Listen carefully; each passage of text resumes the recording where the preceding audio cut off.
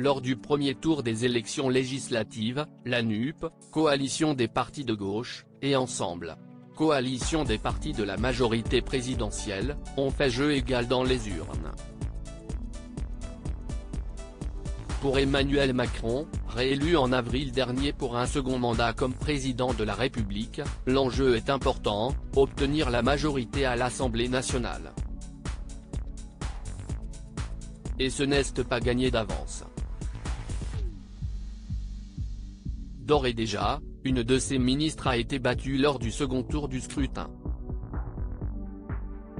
En effet, Justine Bénin a été battue samedi 18 juin au second tour des législatives dans la deuxième circonscription de Guadeloupe, avec 41,35% des voix derrière Christian Baptiste, DVG, soutenu par la NUP, élu avec 58,65% des voix, a annoncé la préfecture de Guadeloupe dans un communiqué.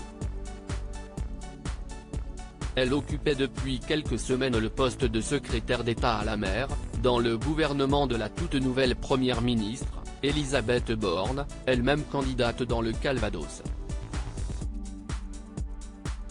Députée sortante, Justine Bénin jouait son poste au gouvernement lors de ce scrutin car l'exécutif avait rappelé en amont du vote qu'en cas d'échec aux législatives le ministre candidat devrait quitter le gouvernement conformément à une règle non écrite mais déjà appliquée en 2017 par le président. Après cet échec électoral, qui doit faire trembler quelques autres ministres pas totalement assurés de leur place, à l'instar d'Amélie de Montchalin, ministre de la Transition écologique ou Clément Beaune, secrétaire d'État chargé des affaires européennes, Justine Bénin a réagi sur RCI quant à son avenir. En l'état actuel des choses, elle n'avait pas encore eu de réponse à cela et devrait être fixée d'ici lundi, a-t-elle dit selon l'AFP.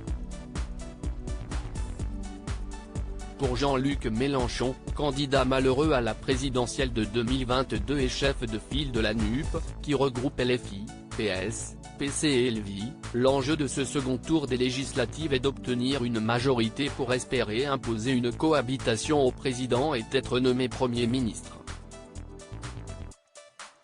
Là encore, le pari n'est pas gagné non plus.